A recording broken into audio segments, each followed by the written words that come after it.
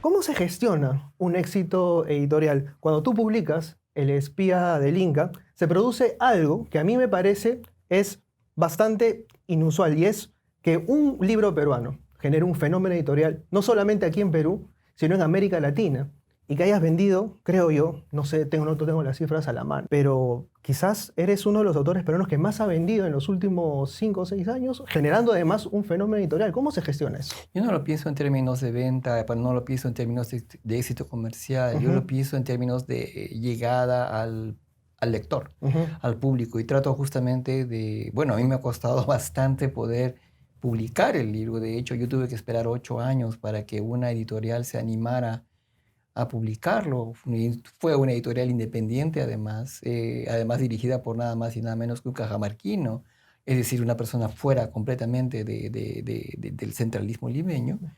Y yo soy muy consciente de que, bueno, esto fue realmente, de alguna manera, creo que vi algo que ya estaba allí, pero que, bueno, las editoriales no lo vieron, que es la existencia de un lector en todo el Perú ya existente, que está dispuesto pues a atreverse a leer textos más complicados, más sofisticados, más largos, que tienen que ver con su propia historia. ¿Cómo se gestiona esto? No sé, para mí es muy simple. Yo quiero poder escribir a tiempo completo, quiero poder tener una relación inmediata, cercana con el lector, y yo simplemente estoy pensando en lo que viene, no hay más. Es decir, mi siguiente libro es el segundo volumen de El camarada Jorge y el dragón, y tiene como anécdota principal la agonía y la muerte de Mariátegui. Ujú, Entonces, para mí mi problema ahorita es cómo yo voy a estar a la altura de Mariátegui. ujú, Punto. Ese es mi problema de hoy. ujú. Yo tengo que leer, tengo que informarme, tengo que hacer mi trabajo como escritor todos los días. Bueno, no sé, ponerse a mirar hacia atrás no tiene mucho sentido. Ujú, Realmente para mí,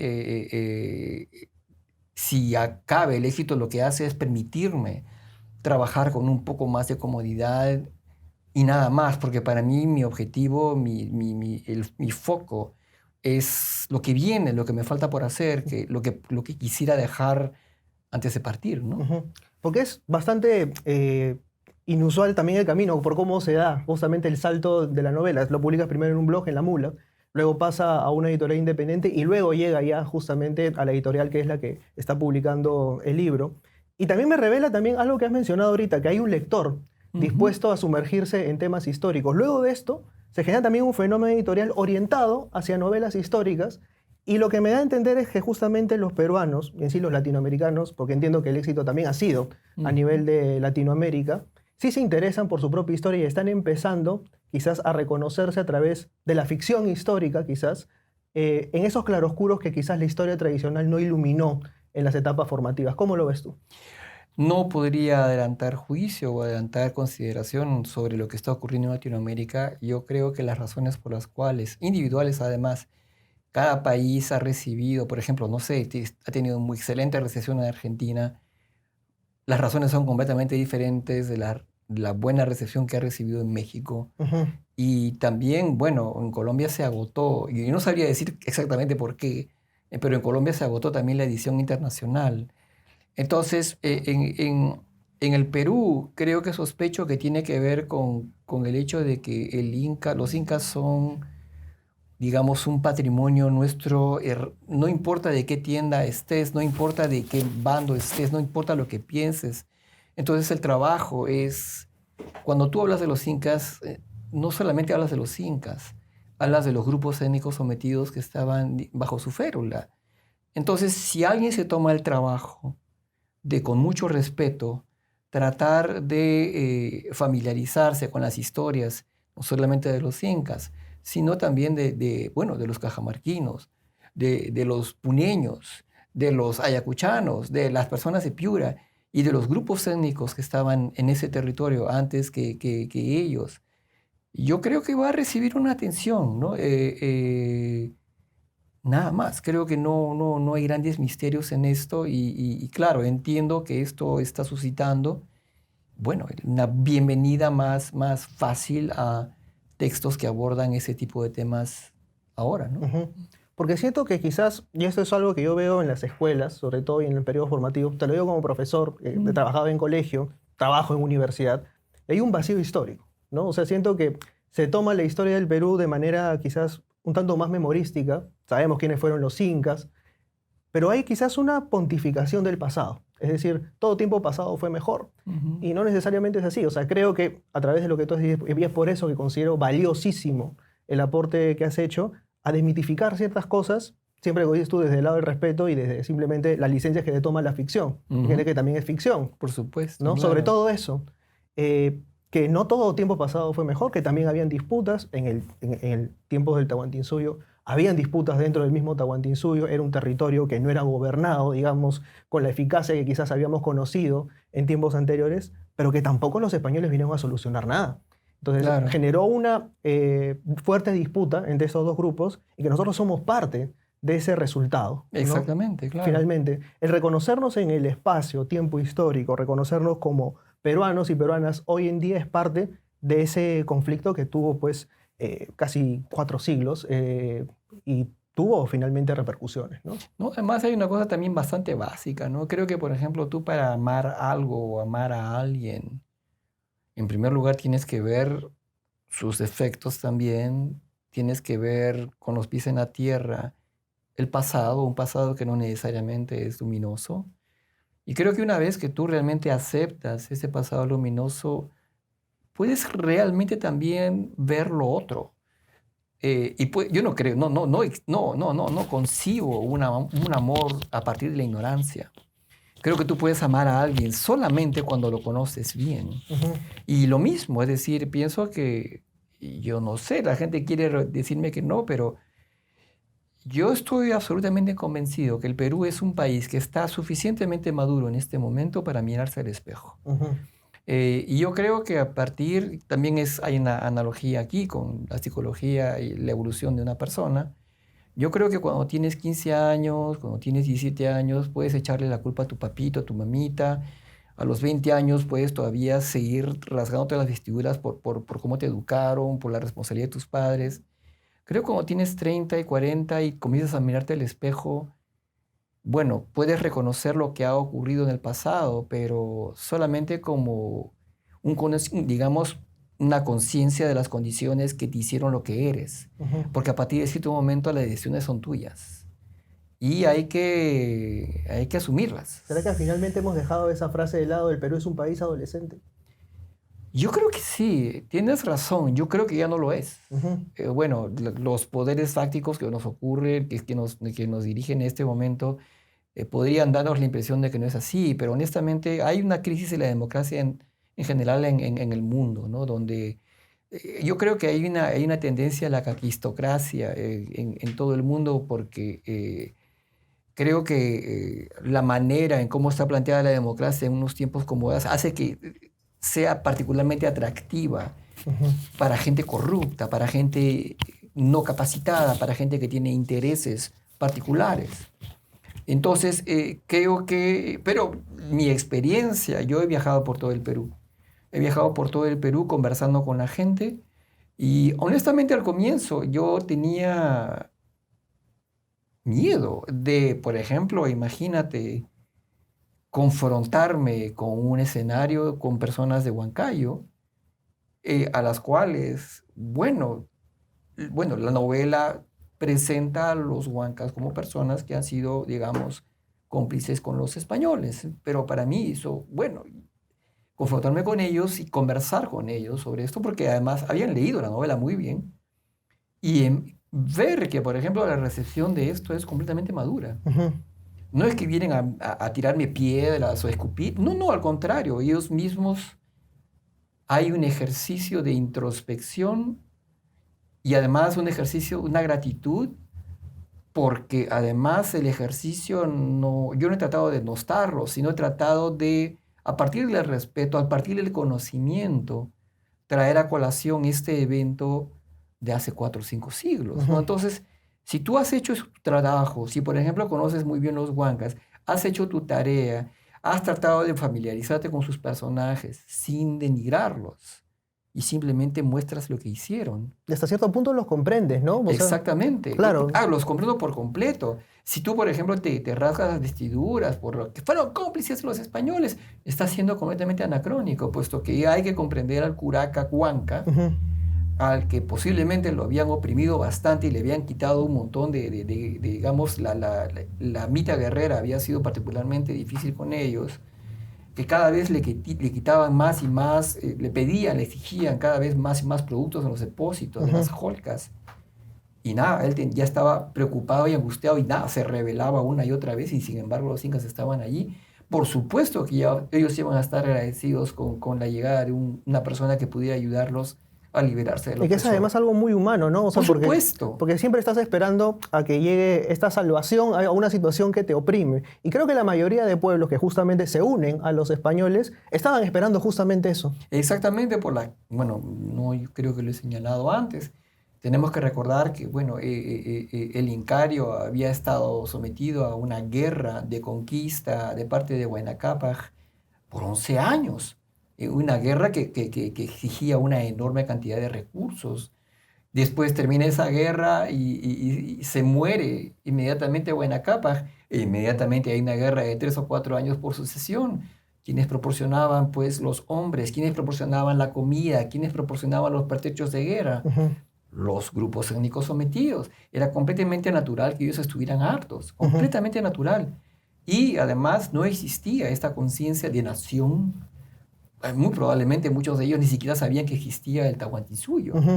Ellos tenían ciertos contratos, diría acuerdos mejor, acuerdos particulares con relación al uso de recursos, con relación al cierto tributo en términos de tiempo de trabajo, pero aparte de eso no había mucho más. No es que los conocieran de historia de los incas, ni mucho menos. Por eso hay que comprender esto antes de juzgar. Y hay creo que dos elementos que se conjugan muy bien aquí, ¿no? La esperanza y la traición, que creo que conforman parte también de la historia del Perú. O sea, la historia del Perú está llena también de vínculos, de alianzas, pero también de traiciones, ¿no? Por supuesto. Pero era completamente, claro, traicionar, tú tienes que, para hablar de la palabra traicionar, tú tienes que aludir a un vínculo de lealtad de algún tipo, ¿no? Efectivamente. Entonces, si no hay vínculo de lealtad, sino más bien todos operan según su propia conveniencia, y el Inca también, entonces, yo no sé, no, así no es como funcionan las cosas, ¿no? Entonces, yo no sé, creo que la conciencia de que tú no puedes aplicar con categorías, por ejemplo, de raza, que son completamente anacrónicas. Tampoco puedes aplicar categoría de nación, que también es completamente anacrónica. Si no, tú tratas de ver el mundo a través de un curaca, de un grupo étnico, que está tratando de defender los intereses de su pueblo. Y en esa medida, esos son los únicos que le interesan. Bueno, ¿qué tienes que decir? ¿Cómo puedes juzgarlo? Claro, ¿no? o sea, a veces creo que hemos juzgado muy fácilmente, ¿no? Estos se vendieron, estos se dieron con los españoles, pero esas partes no se aclaran. Y claro, ahí entiendo que la ficción surge no para aclarar necesariamente, sino para construir un relato en base a investigaciones, pero que no deja de ser ficción. Es una novela. Exactamente. Y lo que persigue es más allá de la exactitud fáctica de sus datos. Es ser una buena novela que sobreviva, que posiblemente llegarán pues estudios nuevos, históricos, que posiblemente desmientan algunos de los hechos que sostienen, bueno, de mi novela. Pero si es una buena novela y es capaz de persuadirte y gustarte como novela desde un punto de vista estético, yo creo que, bueno, pues es justamente esa impresión.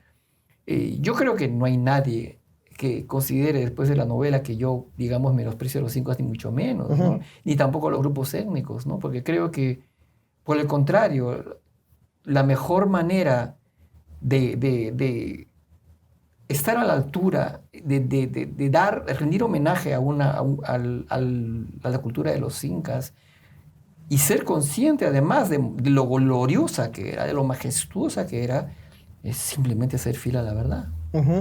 Sí, totalmente, totalmente. Y claro, como dices tú, también esto queda en el terreno de la ficción, y la ficción te permite ciertas licencias, como por ejemplo el lenguaje de los conquistadores, que son los que llegan que no hay, o sea, un registro, tú dices que te basas en la Celestina, pues en Amadís de Gaula, o sea, Claro. algunas referencias que tienes en ese momento, pero construyes una narrativa en base a eso que es creíble. Yo no había visto ese recurso antes, por ejemplo, capítulos enteros, escritos justamente como hablaban los conquistadores.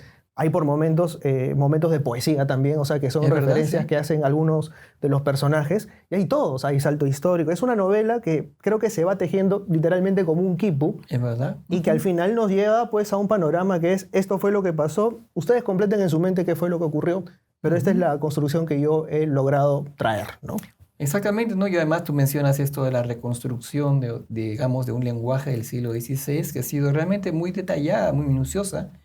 Es un trabajo que ni siquiera los españoles han hecho. Ujú, Ellos no tienen la menor idea, por ejemplo, de quiénes son sus conquistadores. ujú. Ellos no tienen una idea de quién fue Pizarro. ¿Cómo se le considera Pizarro en España? Tienen, posiblemente ellos aparecen, hay una vaga idea romántica de este conquistador que fue allá justamente y logró conquistar este gran imperio.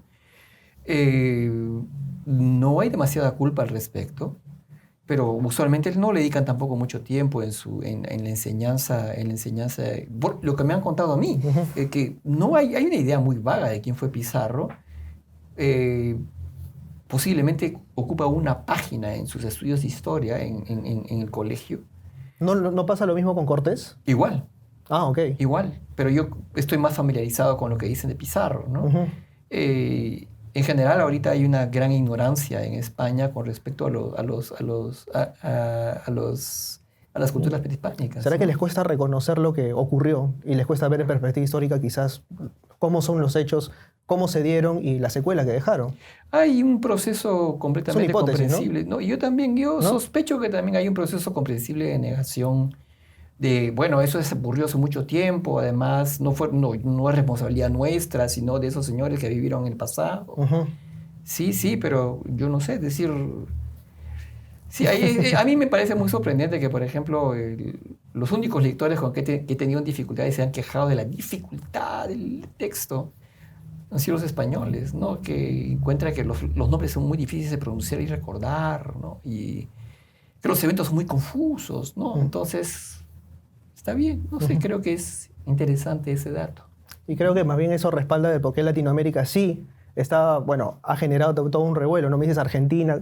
Siento que hay una identificación de todos los latinoamericanos con lo que fue el proceso de verdad. conquista. O sea, los abusos ocurrieron al norte, al sur, al este y al oeste, y quizás había también una narrativa de, en el Inganato, pues todo era hermoso, perfecto, Amazúa, Maquea, Mayuya, pero no necesariamente es así. Y esto me revela otra idea en tiempos de un pensamiento tan binario como este, o estás a favor mío o estás en contra mío, de que en la historia hay buenos y malos. Bueno, en mi caso, parece entonces que yo caí mal, porque yo no trabajo con héroes ni Claro. heroínas, no pretendo construirlos, ni mucho menos. Ujú. Mi idea de un personaje interesante es un personaje complejo, con oscuridades y luminosidades. Que son humanos finalmente, pues, ¿no? El ser Claro. humano no es ni bueno ni malo. O sea, No, y además, claro, por eso te digo, me sorprende mucho esta tendencia a buscar héroes, ujú, a tratar de encontrar, digamos, en los personajes algo reivindicativo. ujú, No, por lo menos yo no voy por allí, no es asunto mío, lo mío va por otro lado, ¿no? ujú. Ujú. Sí, totalmente. Y justamente a partir de eso, ¿no? De lo que llamamos historia o no, que era la pregunta inicial con la que abría el programa, ¿qué lugar en la historia ocupa Eudosio Ramírez, ¿no? Que Rabines. es Rabines, perdón, No hay que problema. es el personaje que articula pues el camarada Jorge y el dragón. Yo no lo sé, voy a averiguarlo. Lo que voy a hacer es básicamente utilizarlo como un prisma Ujú, que nos va a permitir, no solamente a los peruanos, sino a los latinoamericanos y posiblemente, bueno, a cualquier ciudadano del mundo, de examinar los subterráneos de la historia, tanto de un lado, o sea, que gobernaron el siglo XX, tanto en el lado del comunismo como el lado del anticomunismo más extremo, ¿no? Entonces, creo que Eudosio Rabines ha estado literalmente en todas, en los eventos más importantes del siglo XX, desde una perspectiva muy singular. Entonces creo que acompañar a él, acompañar a su visión de las cosas, revisando cada uno de estos eventos, va a permitirnos a nosotros como colectividad que es lo que yo quiero, es despedir el siglo XX. Ujú. Es curioso que los tres protagonistas principales que van a aparecer en general en toda la saga, estoy pensando en Víctor Raúl Yaya de la Torre, estoy pensando en Educio Ramírez mismo, y además también en Pedro Beltrán, los tres murieron en el año 1979, con una diferencia de 4 meses. Ujú. Y siento que esa fecha, en ese año, algo se acaba, algo se termina, y al año siguiente aparece Sendero Luminoso. Mira, Y dato nada, curioso ese, ¿ah? claro. Es como el fin de una era, ¿no? Sí, Literalmente. exactamente, literalmente. Y aparece algo nuevo que de alguna manera recapitula y retoma todo lo que había anterior, pero con un carácter diferente, ¿no? Ujú. Entonces, es esto lo que quiero hacer, lo que veo en este personaje. Yo no, es gracioso porque algunas personas están creo que están entendiendo que yo quiero reivindicar al personaje o no sé, traerlo a la palestra de nuevo porque tiene mucho que decirnos en términos políticos. Yo creo que nos permite ver cosas y además revisar cosas que están ocurriendo en este mismo momento. No es gratis que este es el Uber propagandista. Claro. Este es el proto fake news. Ujú. Entonces, pero además no con las pequeñas manifestaciones mediocres y corruptas que vemos en estos pequeños tráfagas de pacotilla que tenemos en el Perú en el momento, ¿no? Ujú. Aquí tenemos a un converso, es algo diferente. Ujú. Y un converso que además, por su mera naturaleza de converso, nos va a permitir examinar, por una parte, el lado desde el cual viene y el lado del cual va. Y en los subterráneos de la historia, porque él fue testigo realmente privilegiado de ciertos hechos que movieron al siglo XX, ¿no? Y empezando por el mismo Perú, ¿no? O sea, él está en Cajamarca, en una Cajamarca de principios de siglo. Claro. Y es una Cajamarca totalmente distinta a la que la conocemos hoy. Es una ciudad que tenía mucho potencial de desarrollo. Ujú. Quizás tanto como Lima. O sea, ya, el poder de Lima se reivindica después. Claro, Pero en ese momento Cajamarca era una ciudad, incluso había bandolerismo, exactamente. ¿no? O sea, es algo curioso que al menos yo he descubierto a través de la novela. Sí, y además este fenómeno era realmente singular en el sentido de que, por ejemplo, hay un historiador que se llama Eric Hobsbawm, que... Eric Hobsbawm, claro, Eric historia del siglo Hobsbawm. XX. Claro, Ujú. historia del siglo XX, y además él hizo estudio muy interesante acerca de los llamados rebeldes primitivos, entre los cuales se encuentran los bandoleros, ¿no? Rebeldes y Pero, bandidos, ese libro, ¿no? claro, no, pero hay uno que se llama rebeldes primitivos. Ok. Sí, posiblemente ese sea otro y no lo conozco, pero el que me tocó revisar era rebeldes primitivos. Y él examinaba justamente este fenómeno del bandolerismo en general, dando ciertos ejemplos en México, creo que también en otras partes. Creo que también, no sé si él mencionó los cangaceiros en Brasil, que justamente son los que aparecen en la Guerra del Fin del Mundo. Claro, de Vargas Llosa. Exactamente. Ujú.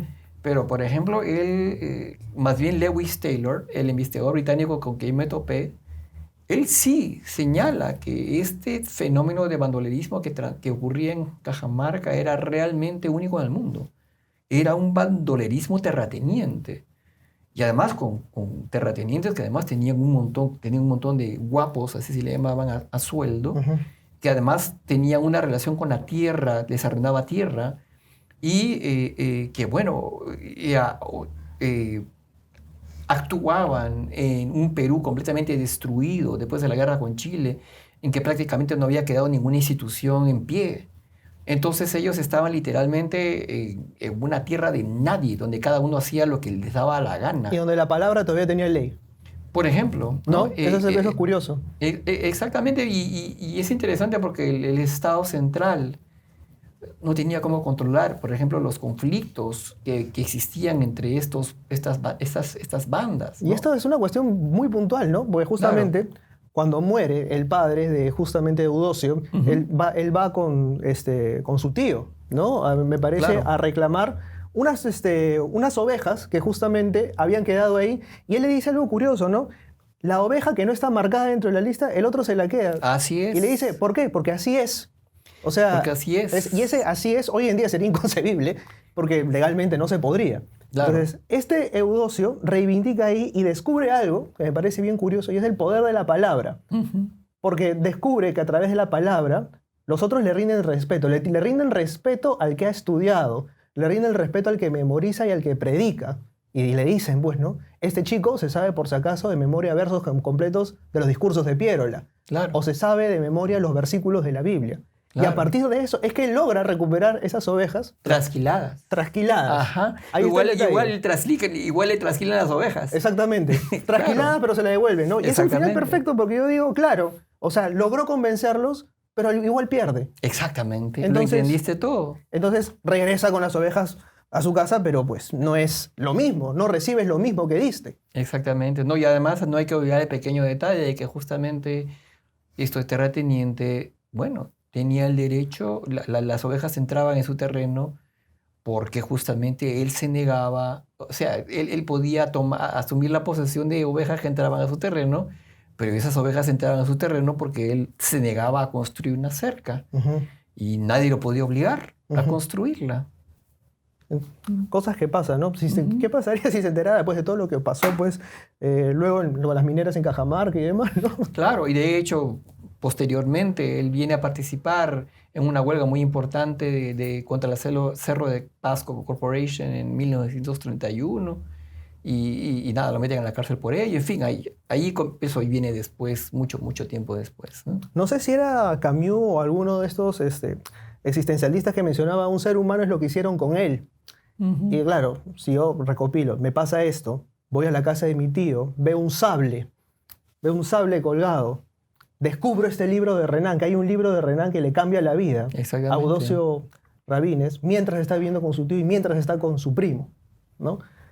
Y siente esta iluminación de tengo que hacer algo y puedo hacerlo Claro, porque tengo las herramientas para. Él enseña a un grupo de alumnas, él tiene ya la virtud de poder enseñar y de demostrar lo que vale a través de los libros que va leyendo.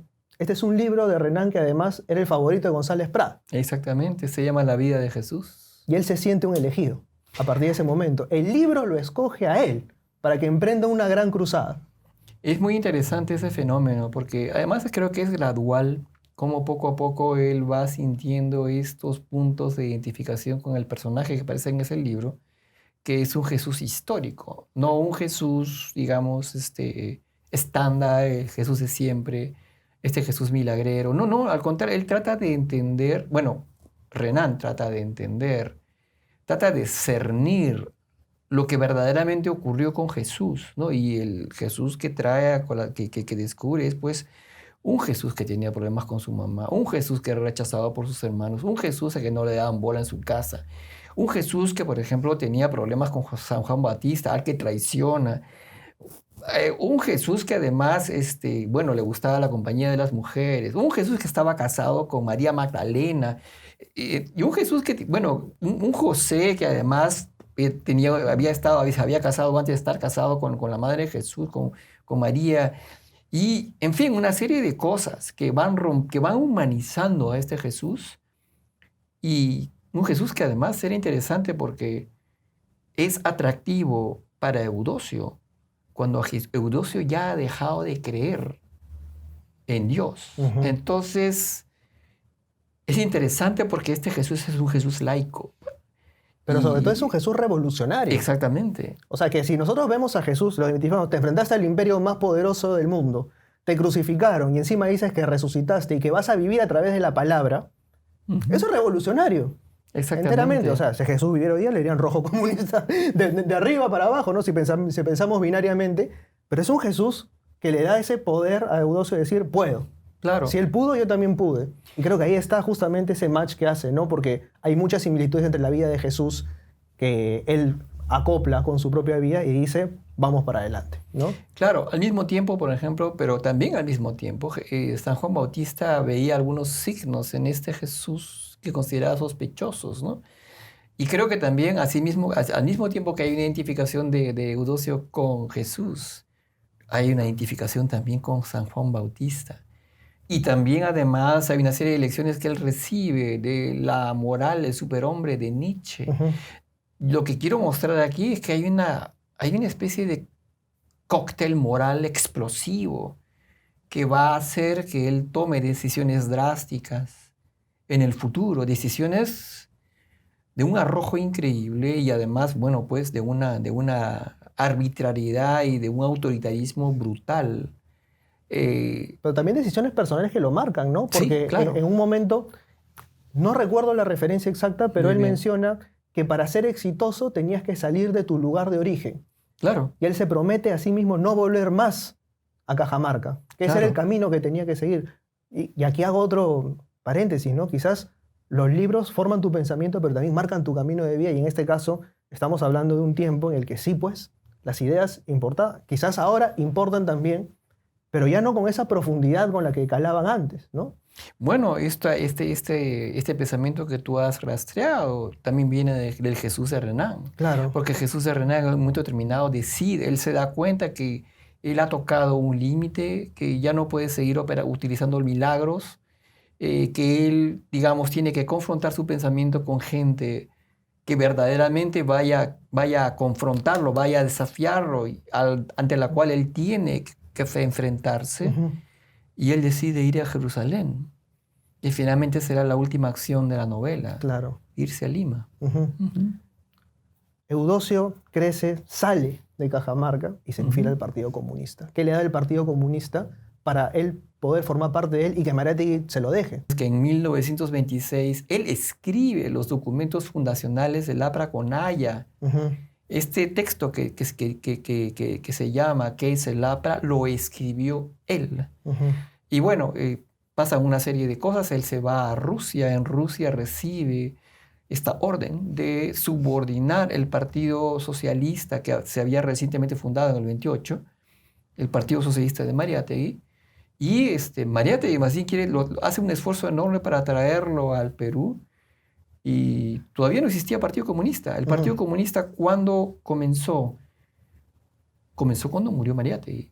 Mariátegui había hecho un enorme esfuerzo para resistir la enorme presión que tenía del Internacional Comunista, de sus propios partidarios, de inclusive el acoso constante que recibía de Leguía.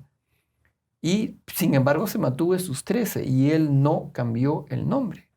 Sin embargo, le dio las riendas de su partido a Eudosio Rabines porque consideraba que era la persona más apropiada para tomar las riendas porque él pensaba irse a Argentina. Y Eudosio, apenas José Carlos Mariátegui muere, es allí cuando él decide cambiar el nombre del partido al Partido Comunista, ¿no? ujú, Entonces, no es que se haya afiliado a un Partido Comunista, sí, es verdad que él se volvió subordinado a la Internacional Comunista ujú, de la Unión Soviética y decidió aplicar las políticas ordenadas desde Moscú ujú. en el Perú. Claro. Ujú, Es un camino interesante, ¿no? O sea, porque entender toda la complejidad de Eudosio, que justamente en eso insistía, ujú. es un personaje que va evolucionando y que finalmente se termina humanizando porque entendemos sus miedos, sus temores, pero sobre todo sus ideas, que bebe de Nietzsche, bebe de Renan, bebe de uno, bebe de otro. Ujú. Entonces, encontrar un lugar en el cual te puedas sentir cómodo es complicado. Claro, además, en un momento determinado, cuando él llega a Lima, y él comenzará siendo digamos, un sindicalista bancario, al mismo tiempo que él va a estudiar minuciosamente a Marx. Ujú, Creo que era esto no lo digo yo, sino lo dice Alberto Flores Galindo, no había una persona más competente que Rabines ujú, al lado de Mariátegui. Ninguna. Él era la persona más dotada, más inteligente, mejor formada, con más arrojo, con más valentía en el entorno de Mariátegui. Entonces, bueno, esto era, digamos, nadie podía contradecir esto, nadie podía contradecir, era evidente, Él era el elegido. exactamente. O sea, no Ujú. había otro camino. Bueno, no había otra persona que pudiera tomar las riendas sino él. Ujú. Ahora, el poder también, un gran poder, dicen, lleva también una gran responsabilidad. Y esa responsabilidad pasa pues por, a veces nos comparan, ¿no? Siempre estamos generando este tipo de versus, ¿no? Allá de la Torre o de pronto Porras Barnechea, ¿cuáles son las figuras más representativas del siglo XXI? Nos encanta poner de pronto a personajes con otros. Y poner a Rabines con Mariátegui son dos perfiles totalmente distintos, unidos quizás en las mismas causas. Sí, pero creo que son completamente diferentes. De hecho, el segundo volumen, que es el que va a tratar acerca de la agonía y muerte de Mariátegui, Yo creo que, por ejemplo, el personaje de Mariátegui es profundamente horizontal. Él establece con todo y con todos una relación horizontal. Él escucha y trata de tú a todo el mundo. Él tiene esto, ¿no? Él trata de, no le quita el respeto a nadie. Es por eso que justamente es una persona que genera una gran simpatía. Que yo recuerde, que yo vea, no hay nadie que odia a Mariátegui. En cambio, Eudosio Rabines era una persona que creía en el poder vertical.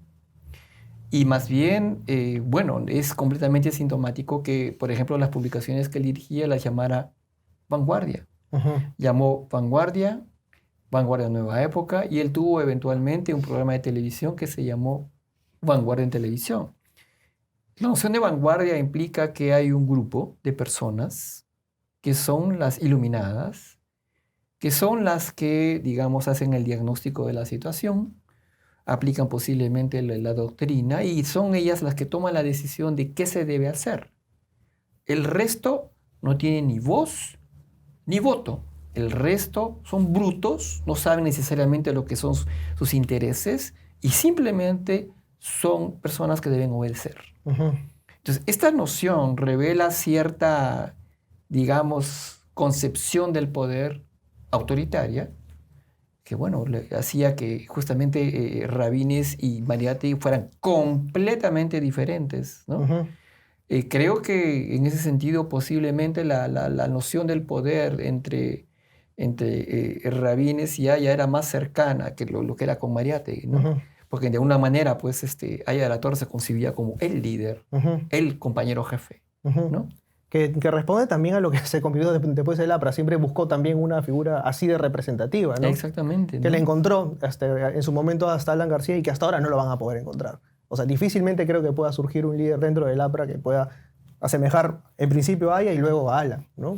Sí, yo no sé si de lo que se trata es de buscar un nuevo líder. Bueno, veo que curiosamente el primer diálogo que yo tuve con relación al camarada Jorge Dragón fue un diálogo que me pidieron un grupo un círculo de estudios de izquierda del APRA. Y porque ellos existen todavía y están dispuestos al diálogo y están buscando, creo que más que un nuevo líder, están buscando claridad, tratar de entender qué está pasando y tratar de entender qué pueden hacer. Quizá volver a los orígenes. Podría ser. Para reinterpretarlos. Sí, yo no lo sé, pero creo que por lo menos las personas que encontré eran bastante honestas. O sea pero yo, en fin, yo escucho a todo el mundo, así que no hay ningún problema. A mí lo que me interesó también fue que quizás tú en algún momento dijiste, voy a centrarme en el Rabines histórico, esta figura que asume riendas del poder y todo, pero cuando escarbas en su historia familiar dices, no, vamos también con la historia familiar, y esa historia familiar creo que es básica para entender todo lo que hizo después. Claro, a mí me pareció, claro, la historia familiar es interesantísima, me parece además sabrosa, pero además creo que lo que realmente me decidió a utilizar solamente un tomo, o sea, dedicarle un tomo, el primer tomo, exclusivamente a su infancia, adolescencia y primera juventud, fue cuando cuando leí su libro de memorias, La Gran Estafa, leí las 50 primeras páginas en que hablaba de este periodo de su vida y me di cuenta que él quería engañar a su lector. Y ahí me dije, porque establecí un diálogo con él, y porque yo pensaba darle 15 páginas. ¿Qué es ese diálogo, o sea, tácito que se hace con los libros, no? Claro. O sea, tú tienes preguntas y a veces el libro te responde o te deja nuevas preguntas, que creo que eso es lo que hacen los buenos libros también. Claro, entonces yo le dije, te fregaste, compadre, ¿no? Le dije, te fregaste, no me lo vas a hacer a mí. Voy a escarbar tu campaña propagandística, digamos, tu reescritura de tu propia historia, en la que quieres borrar, por ejemplo, el rol del coronel Belisario Rabines en tu vida, el rol del coronel Belisario Rabines en la historia. Esta pequeña campaña desinformativa que tú quieres hacer conmigo no va a funcionar, te fregaste. Yo voy a escribir tu verdadera vida, cómo fue tu verdadera infancia, cómo fue tu verdadera adolescencia y primera juventud. Lo siento, conmigo no es así. Y además le voy a dedicar el primer volumen porque me parece que es fundamental para comprenderte. Porque aquí está la esencia, no lo que viene después. Lo que viene después, claro, es el comunismo, pero realmente creo que los elementos fundamentales para comprender al Rabines que viene después están en ese periodo de su vida, ¿no? Y te la has tomado así con otro personaje histórico. Quiero escribir la historia de este tipo. Porque claro, lo tuyo es la novela histórica, o sea, hasta el momento... No necesariamente, pero bueno, no, sí. de momento, claro, digo, por las 2 publicaciones anteriores y por la obra de teatro que tienes. Claro. O sea, y me parece que están todos muy bien. Creo que tienes un excelente manejo de la historia y de cómo llevarla hacia la ficción. Pero yo digo, ¿quién más se viene? O sea, ¿quién más podría ser un personaje así como lo has tratado a Eudosio Rabines aquí? O sea, ¿cuáles son esas ambiciones que tienes? Por ahí escuché que también sobre los nazis en el Perú. O sea, quizás... Sí. Bueno, es curioso porque para mí hay un nazi que se llama Friedrich Schwend que actuó de manera impune y desconocida en el Perú. ¿Cómo? Schwend, dices. Schwend, exactamente, que era Friedrich Schwend, que era uña y mugre con Klaus Barbie, ¿no? Los dos se movían entre el Perú y Bolivia, ¿no? Y Schwend vivió en el Perú por 30 años sin ni siquiera necesitar cambiarse el nombre. Porque allí los poderes fáticos nadie se metió con él, porque además él estuvo con la Policía de Investigaciones del Perú, él estuvo con el Servicio de Inteligencia Nacional, le encargaron, tenía el poder sobre el Servicio de Inteligencia Tributaria. Este compadre tenía acceso a toda la información de todas las personas ricachonas que tenían plata y los impuestos que daban, y además, por supuesto, las extorsionaba, ¿no? Es decir, nada, existe la sospecha muy fuerte, además, muy bien fundamentada, además, de que tanto Schwend como Klaus Barbie fueron los responsables directos del asesinato de Luis Banquero Rossi, que básicamente la novela giraría en torno a ese asesinato y bueno, las consecuencias que tuvo, las características que tuvo, quiénes son los protagonistas, cuál fue la razón. Nunca quedaron del todo claras, ¿no? Además... En absoluto, claras, pero nada claras. Acuérdate que las personas que fueron sentenciadas fueron nada más y nada menos que una secretaria y el jardinero. No tenía nada y es una broma. Claro. Y además fueron amnistiados creo que 3 a 4 años después. Entonces, nada, creo que por ejemplo allí hay otro fenómeno interesante, que hay una muerte de un empresario, de un magnate peruano, y con una serie de cosas que no están aclaradas, pero cuya claridad nos ayudaría a revelar y ver un montón de cosas también, por ejemplo, en el poder en el Perú, ¿no? Y como un nazi pudo pasearse como Pedro en su casa. Es increíble, inconcebible, ¿no? Eso. Claro, y tranquilamente, ¿no? Porque inclusive Klaus Barbie tuvo que inventarse un apellido nuevo para poder, digamos, moverse bien en Bolivia. Friedrich no. Se dio cuenta inmediatamente, por ejemplo, tenía un sobrenombre pues en serbio, en yugoslavo, cuando llegó en el año 47, pero después se dio cuenta, pero acá en el Perú nadie me va a hacer nada. Nadie le importaba que yo fui nazi. Entonces, ya, él vivió, pues se quedó a vivir en Chaclacayo. Era literalmente el vecino de Luis Banquero Rossi. Y nada. Tremendo eso, ¿no? Y también con lo que significó estos 2 hechos, o sea, que a mí personalmente ya me generó la curiosidad. Yo quisiera saber la historia de este tipo y quisiera saber también cuáles son las hipótesis, más allá de lo comúnmente que se conoce a propósito de Luis Banchero Rossi y su asesinato, ¿no? Que hay un libro tremendo de Thorndike a propósito del tema. De Guillermo Thorndike. Claro, efectivamente, que se llama el caso Banchero, ¿no? Claro, es básicamente lo que te acabo de contar, pero sin realmente ir al fondo de las cosas y centrándose pues en lo que realmente, cómo fue pues el proceso judicial, y con unos toques bien pintorescos, costumbristas de Guillermo Thorndike, que además lo hace muy bien, pero no resuelve el asunto. Y él, claro, presenta a los personajes nazis como una hipótesis, pero que no está confirmada y sin conocimiento de los personajes, porque hay cosas nuevas que se saben, muchas cosas nuevas que se saben sobre Friedrich Schwend y sobre Klaus Barbie, ¿no? Interesante eso. Voy con 2 últimas para terminar la entrevista, que dicho sea de paso está buenísima. Y si quieres ver más de estas entrevistas, si recién te has suscrito al canal, no olvides de darle like, comentar y sobre todo compartir para que sigamos difundiendo cultura y haciendo este tipo de charlas que a mí personalmente me dejan un beneficio enorme. Es un privilegio poder conversar contigo. Gracias. Ujú. A Eudoxio Rabines le cambia la vida este libro de Renan. ¿Cuál es el libro que te cambió la vida a ti? No sé, no funcionan eso. No, francamente, no sabría qué decir. Creo No que te a digo mí para que empieces a montar una revolución, pero sí que hizo una revolución en tu cabeza, quizás.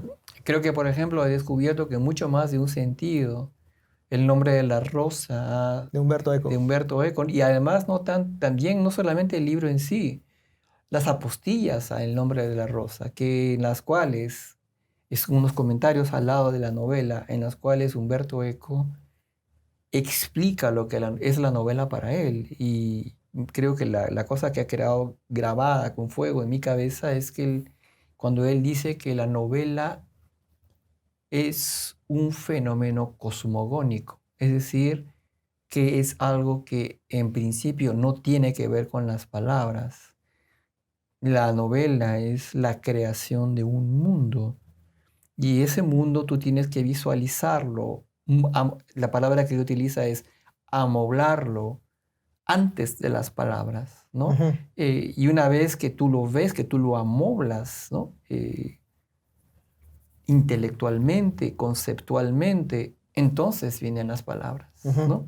Las palabras deben venir después, ¿no? ujú. Entonces, pero nada, y además una serie de cosas que él recomienda, ¿no? Es decir, una cosa que él dijo, me acuerdo muy claramente, es que el lector no existe previamente al libro. Es decir, hay personas que piensan que uno debe dirigirse con su libro a un grupo de lectores. No, una buena novela construye sus propios lectores. Yo no termino realmente de comprender a qué se refiere con esto, pero es muy estimulante para mí para tratar de hacer lo que buenamente quiero hacer, ¿no? Ese, por ejemplo, es un libro que sí me cambió la vida. Ujú. Sobre todo por eso, ¿no? Amoblar justamente antes de llegar a las palabras, es decir, Claro. concebir todo el concepto y recién ahí empezar a hilar. ¿Ese es también parte de tu proceso?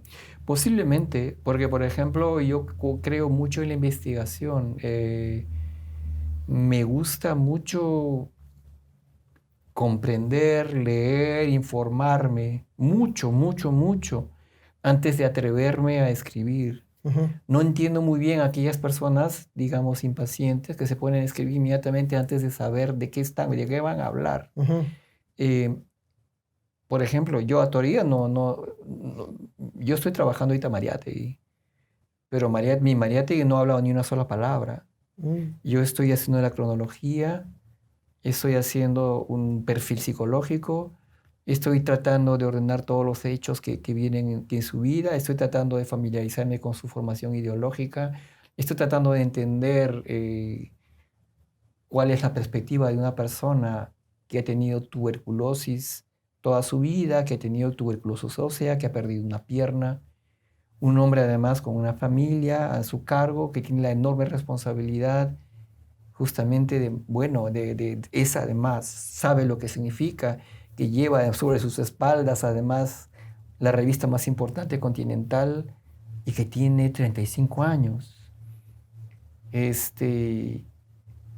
Y que debe resistir una enorme cantidad de presiones. Entonces, a mí, por ejemplo, este señor me conmueve mucho. Y estoy tratando de entender sus influencias, en tratar de ver. Yo ya sé exactamente cuál es el momento que yo quisiera escribir en su vida, pero quisiera, antes de escribir una sola palabra, hacerle decir una sola palabra, hacerle realizar una simple acción. Yo tengo que informarme bien sobre él, ¿no? ujú, No quiero escribir nada que suene, en primer lugar, falso para mí, ¿no? ujú. Y también tiene que ver un tema de tomar distancia, quizás para poder ver en perspectiva cómo es que estás escribiendo determinadas novelas. ¿Eres de releer lo que ya has escrito o lo dejas ahí y ya te embarcas en un nuevo No proyecto? todo, no todo. De vez en cuando leo alguna cosa, algún pedazo, algún fragmento para ver cómo suena, ¿no? Lo estoy haciendo mucho ahora con el camarada Jorge del Dragón por razones además prácticas. Vamos a realizar una lectura escénica. Ah, ok. Exactamente, hay un equipo de producción que se llama The Reading Show, y estamos preparando una lectura escénica que tendrá una pequeña temporada de 4 funciones. Entonces, para ensayar mi lectura, yo tengo que leer la novela de nuevo. Claro. Entonces, y sí, no es algo que me repugne, ni mucho menos, pero honestamente yo prefiero mirar hacia adelante y concentrarme, por ejemplo, en lo que viene, ¿no? Y es curioso porque yo sé que en un momento determinado, cuando llegue a terminar, o sea, no es que tú, ok, tengo 2 meses para realizar la investigación. No. Yo voy a seguir leyendo, seguir enterándome, seguir informando, comenzar a poner mi cronología aquí, poner tal hecho acá, encontrar un nuevo libro que encuentro, leerlo también, poner la información, contrastar con la que ya tengo. Y en un momento dado, un buen día, una mañana, me voy a tener las ganas, oye, pero ¿por qué no comenzamos a escribir? Va a ser de manera, va a ocurrir, yo lo sé, de manera completamente orgánica, de manera completamente natural, como ocurrió pues con el espía del Inca y con el uso Rabines, ¿no? Ha mencionado justamente esta parte de la lectura dramatizada, Claro. que me lleva también a 2 cosas. La primera, el teatro, que es algo que, Sí. que te gusta muchísimo. Claro. Y la segunda, que las 2 novelas que has publicado son bastante audiovisuales. Siento que Claro. si en algún momento Netflix, no sé, alguna productora se interesara, saldría una producción tremenda. Pero yendo puntualmente al tema del teatro, ¿te has propuesto volver a escribir teatro? Yo querría, que hemos conversado eso un poquito antes de esta conversación, yo querría escribir teatro, pero el tipo de proyecto, puntualmente hay uno que tengo en mente, no será montado por nadie. Hay un proyecto, hay un personaje que me atrae mucho, que es Diego Cristóbal Condorcanqui, que es la persona que le tomó el relevo a Tupac Amaru. Tupac Amaru, en realidad, la rebelión de Tupac Amaru fue una rebelión muy moderada, muy inclusiva además, ¿no? Que trataba justamente de tener, tomaba en cuenta y quería formar parte de hacer formar parte de su proyecto a los españoles, a los criollos, a los católicos, bueno, además de los indígenas, digamos, a los cuales quería hacer justicia. Pero claro, bueno, él, por supuesto, cometió una serie de actos, digamos, él mató pues a Areche, creo que se llamaba, no me acuerdo muy bien cómo se llamaba, al inspector. Pero nada, en realidad él tuvo muchos escrúpulos, por ejemplo, a la hora de sitiar el Cusco, y no lo hizo simplemente porque él no quería que hubiera muertes de personas inocentes. Ujú. Y claro, cuando lo atraparon, él sufrió las consecuencias y lo maltrataron con un ensañamiento increíble.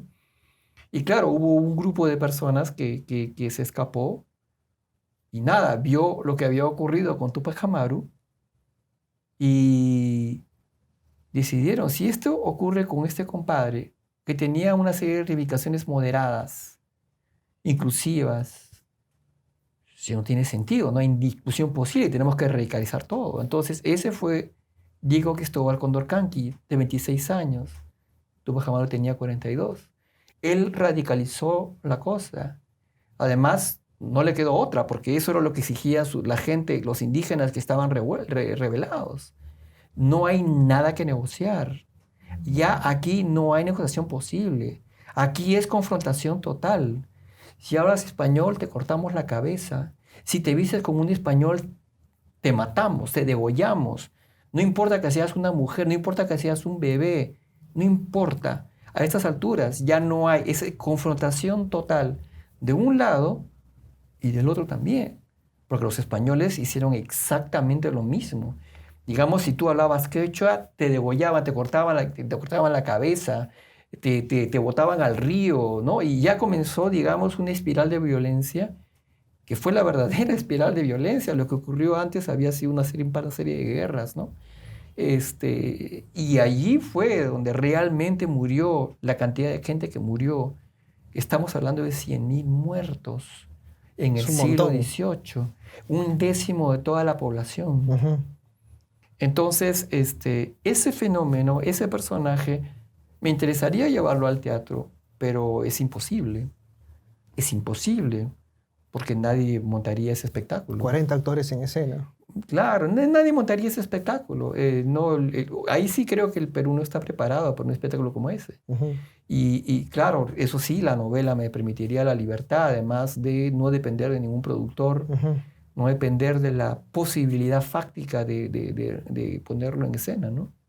Tremendo, tremendo. Hay algo que sí depende única y exclusivamente de ustedes. Darle like, comentar, compartir y sobre todo suscribirse a este canal y sobre todo agradecerle a Rafael el haber estado aquí. Muchísimas gracias y muchísimas gracias a ustedes. Vayan a leer El camarada Jorge y el dragón. ¿Algo último para terminar? No, también quisiera invitarlos pues a la lectura escénica que vamos a tener en The Reading Show, ¿no? Vamos a tener 4 funciones. Van a tener lugar el día 25 y 26 de julio y 1 y 2 de agosto. Esto tendrá lugar en el Hotel Ricardo Blume, que está ahí en Jesús María. Jesús María, ¿no? Exactamente. Sí. Y nada, realmente las personas que están encargadas de esta producción están haciendo un excelente trabajo. Habrá actores, habrá música, habrá sonido, habrá fotografías y digamos también video, ¿no? Es una cosa bien, bien interesante que también es, creo que relativamente nueva, ¿no? Sí, o sea, nunca he visto, o sea, 4 sesiones y pues toda una lectura dramatizada de una novela que espero consigan en la Feria del Libro, que ya está aquí nomás, a la vuelta de la esquina. Ahí seguramente nos encontraremos, podemos conversar. ¿Cuándo la presentas en la Feria del Libro? El 28 de julio. El 28 a de julio. las 7 de la noche. Fecha simbólica y astral. Además. Exactamente. Nos vemos la próxima semana a la misma hora por el mismo canal, lamentablemente con el mismo conductor. Chau, chau.